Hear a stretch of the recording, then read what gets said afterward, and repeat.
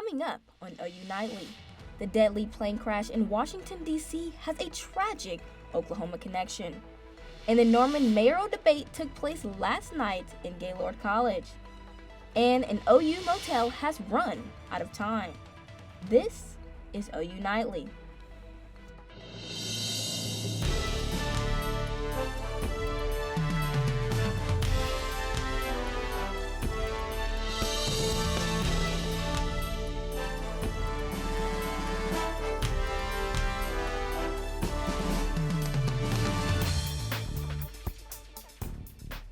Tonight we have new information on the identity of one of the passengers aboard the American Airlines flight that crashed in the Potomac River. Thanks for watching OU Nightly. I'm Abigail Franklin. And I'm Julia Roberts. We know now that one of those passengers was an Oklahoman. Lindsay Carter Fields was aboard the flight heading to Washington, D.C. Fields was also an OSU alumni and former employee at the university.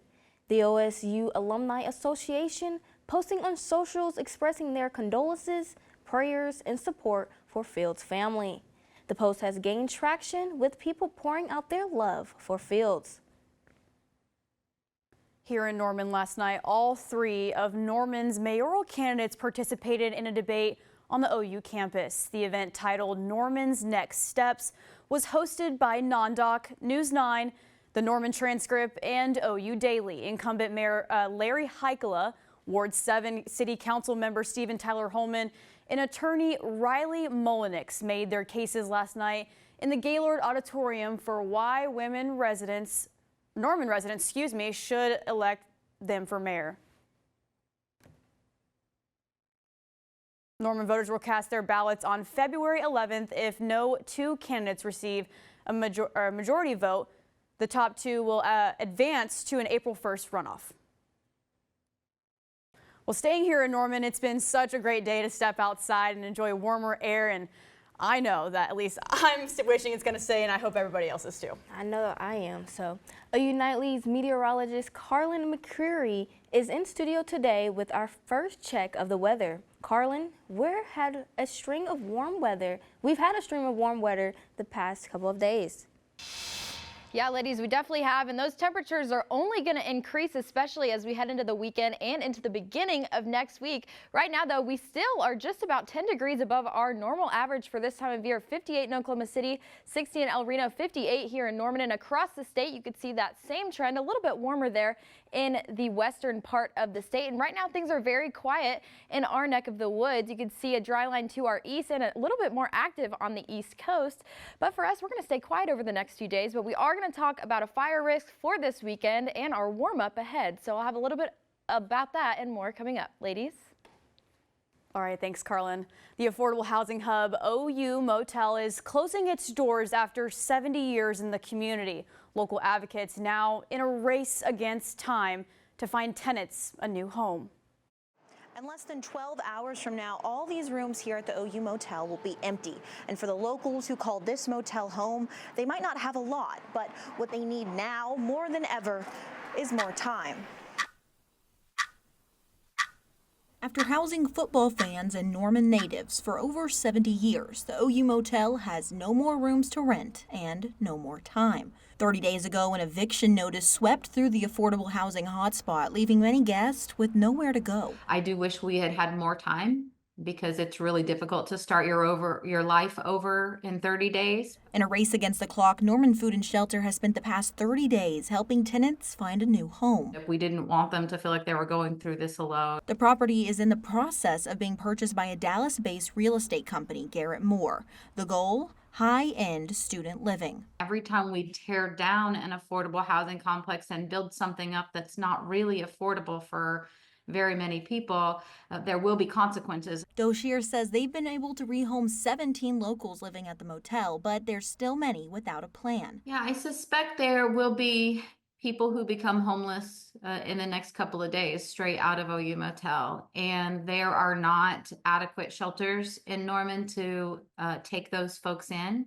So some of them will be outside. Many tenants today counting down the seconds until they have to leave their homes. But tonight at midnight, time will run out. Reporting in Norman, Victoria Anderson, OU Nightly. We reached out to both the real estate company and the motel's front desk, but they both had no comment. The Student Government Association has run out of auxiliary funding for the semester. Auxiliary funds are leftover funds from the previous year. Because no registered student organizations were hosting events during the COVID-19 pandemic, the SGA had more auxiliary funding to allocate. The overuse of those funds in recent semester has depleted their auxiliary resources. This year we had $157,000 and some change, and all of it got allocated last semester. Registered student organizations that have existed for over a year can still apply for primary funding.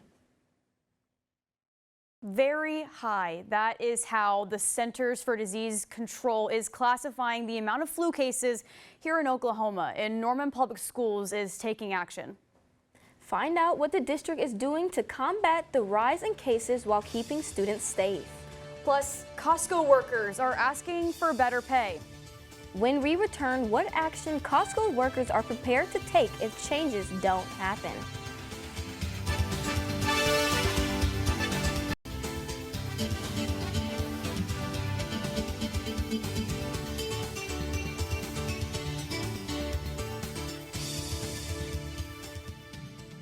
Starting tomorrow, Costco employees could go on strike. Reagan Garvin has that in the rest of today's national and international headlines from the News Center. That's right, Julia. Strikes at 56 Costcos could begin tomorrow if a deal isn't reached between Costco and the Teamsters Union. This comes after huge increases in the company's profits in 2024 weren't reflected in employee wages. According to company filings, members of Teamsters make up roughly 8% of all U.S. Costco employees. Negotiations for improved benefits and wage increases are underway to prevent this strike. And President Donald Trump is set to impose tariffs on Mexico, China, and Canada starting tomorrow. The tariff will be 25% on some products imported from Mexico and Canada and 10% on some Chinese products. The White House blames China and Mexico for facilitating the flow of fentanyl into the United States. It sees tariffs as a way to get the two nations to act to stop the flow. For the illegal fentanyl that they have sourced and allowed to distribute into our country, which has killed tens of millions of Americans. These are promises made and promises kept. Leavitt added the details will be available for public inspection tomorrow, but did not provide information on how the tariffs will be imposed. And over 1,100 Environmental Protection Agency employees may be fired. An email was sent to EPA workers who have been employed for less than a year, saying they could be fired at any time. The White House says employees on probation at other agencies should expect the same email soon.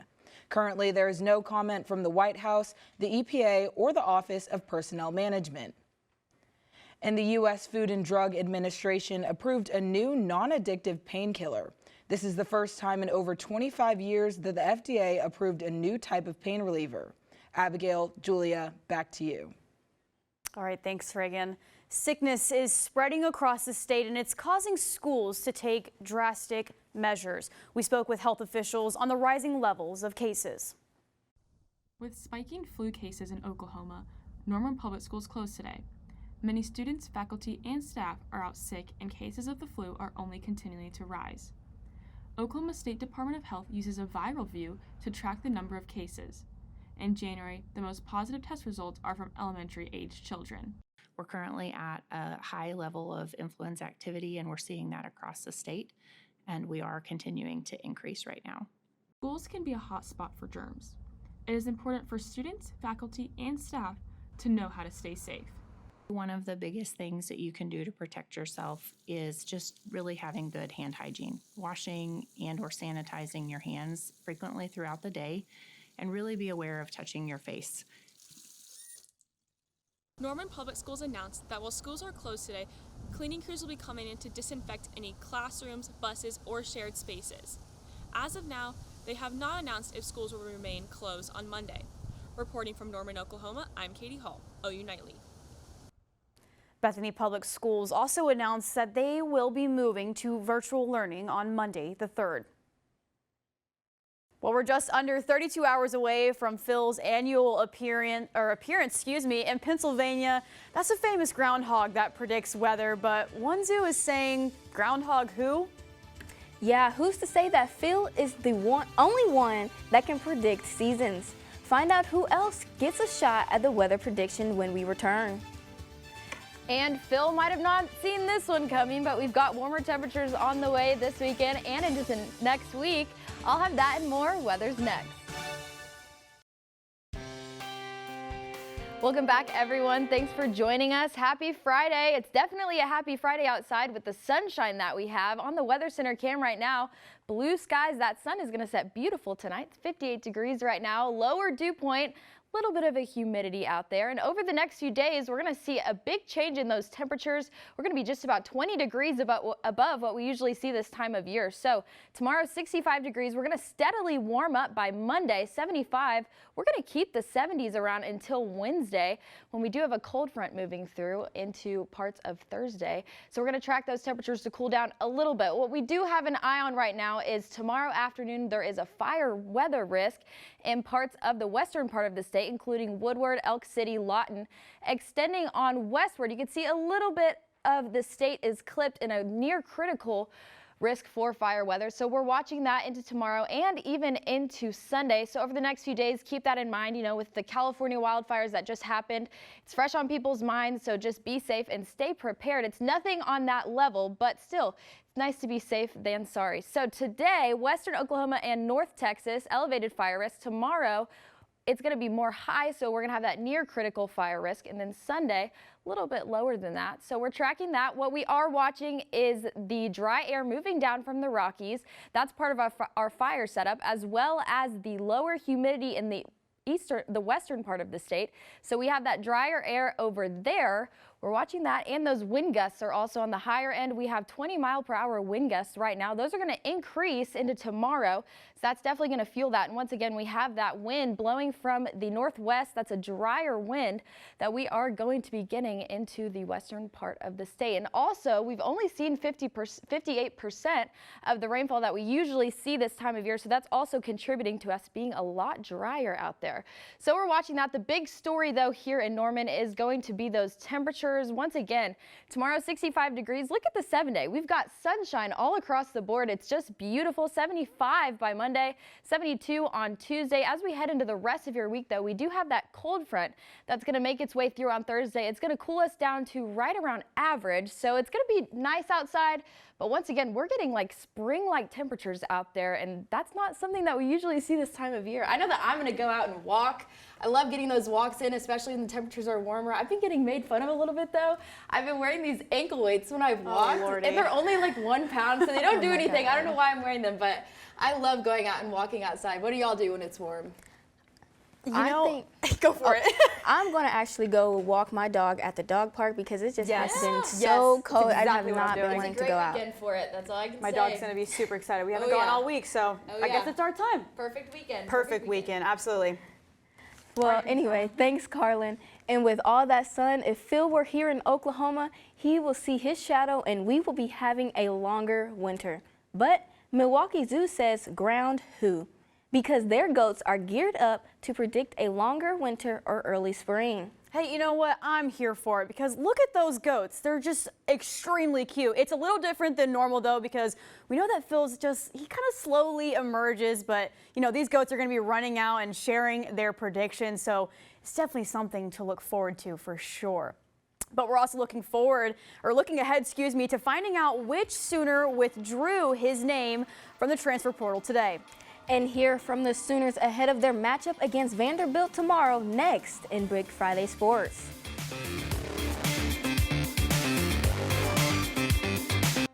It is time for Big Friday Sports. I'm Hallie McPherson. And I'm Aiden Seiler. We begin with news on the gridiron. After the Sooners missed out on the Jim Knowles sweepstakes, they may have found a viable answer on the defensive side of the ball.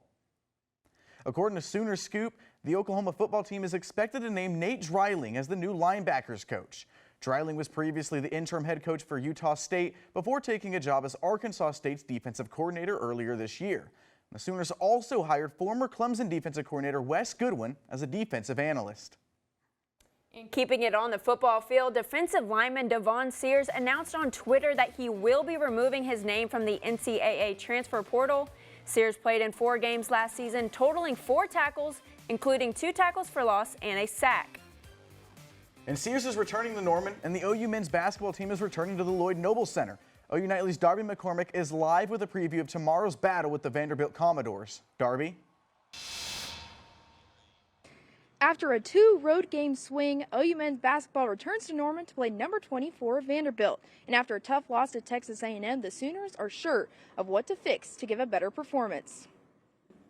To our credit, we did a lot of things really well that game.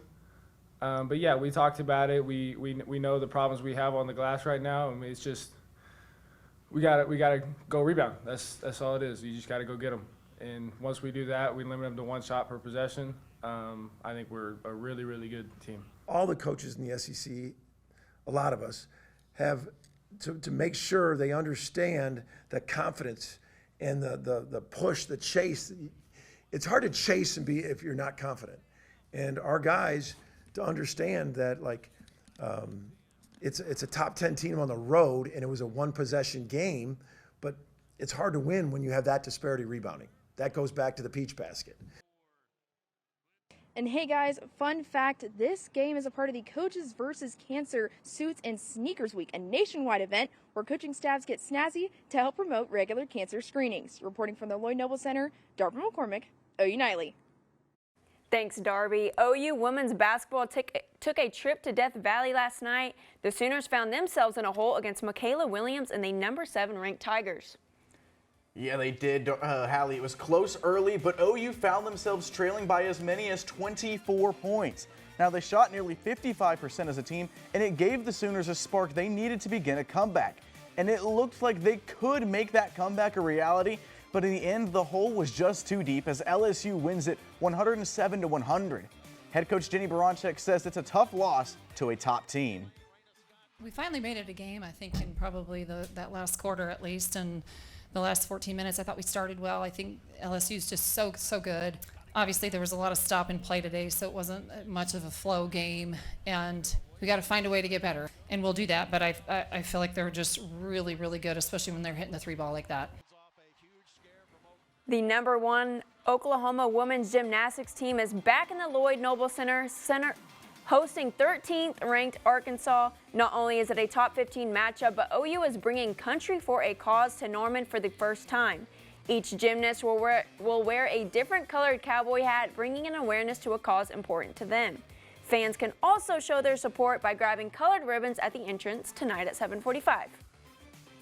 And the OU men's gymnastics team is flipping over to Columbus for a Sunday meet against the Ohio State Buckeyes, who are undefeated on the season. The Sooners are coming off a top 5 win over the Illinois Fighting Illini last Saturday, and OU's won 4 meets in a row and would move to 6-1 with a win over the Buckeyes. OU track and field is hosting the J.D. Martin Invitational down the street right now. Most of the Sooners are competing in the invite section. Field events started at 3:15 along with running events at 4:15. The OU men's team are ranked number 4 nationally, and the women come in at number 9 nationally. Well, from the track to the court, the 4-1 OU men's tennis team hosts Air Force and Oral Roberts in a doubleheader Saturday. They'll face off with Air Force at noon and Oral Roberts at 5 p.m. It's the first time OU and Air Force have ever played, while the Sooners have never lost to Oral Roberts. Hear from a former Sooner looking to win a ring in the pros, as well as another former Sooner who seemingly can't catch a break. And also hear from the Thunder before they battle the Kings tomorrow night, next in Big Friday Sports.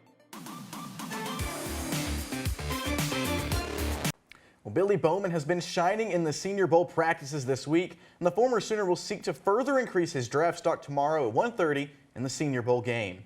And former Sooner Jalen Hurts is on the search for his first Super Bowl ring next Sunday, and numbers don't mean anything to Hurts. I don't play the game for stats. I don't play the game for numbers, any statistical approval from anyone else. And I understand that everyone has a preconceived notion on how they want it to look or how they expect it to look. And I told you guys that winning and success is defined by that particular individual, and it's all relative to the person. And what I define it as is winning. The Oklahoma City Thunder return from their 2-game road trip as they host the Sacramento Kings Saturday at 7 p.m. The Thunder sit at the top of the table in the Western Conference, while the Kings hold the last play-in spot, sitting in 10th place. And OKC's loss to Golden State, Shai Gilgeous-Alexander scored 52 points, but the Shai, it wasn't enough. Me personally, I play to win, and winning comes first and foremost. And if I don't win, I'm not satisfied. So maybe my 52 points tonight wasn't in the best interest of the team, whatever it is. I'll watch the game over, see where I could have been better. This Thunder duo is taking their talent to the NBA All-Star Game. J-Dub Williams earned his first All-Star title, and Shai Gilgeous-Alexander tallying a third All-Star title in his career. OKC is one of 2 Western Conference teams to have multiple All-Star selections this season. Well, and former Sooner Trae Young was once again snubbed from the All-Star game, or as how Young described it, he was trade. Trae's the first player to average 20 points per game and 10 assists per game in multiple seasons and miss out on the All-Star weekend multiple times. In Young's 7 seasons, he's made the All-Star game just 3 times. And Trae Young can get his redemption tomorrow night in Indiana, looking to break the Hawks' 7-game losing streak. Buddy Hield and the Warriors host the Phoenix Suns tonight at 9, both fighting for a spot in the play-in tournament. Austin Reeves and the Lakers are seeking to end the Knicks' 4-game home win streak tomorrow night. Well, thanks for watching Big Friday Sports. I'm Aiden Tyler. And I'm Hallie McPherson. Have a fun and safe Sooner sports-filled weekend.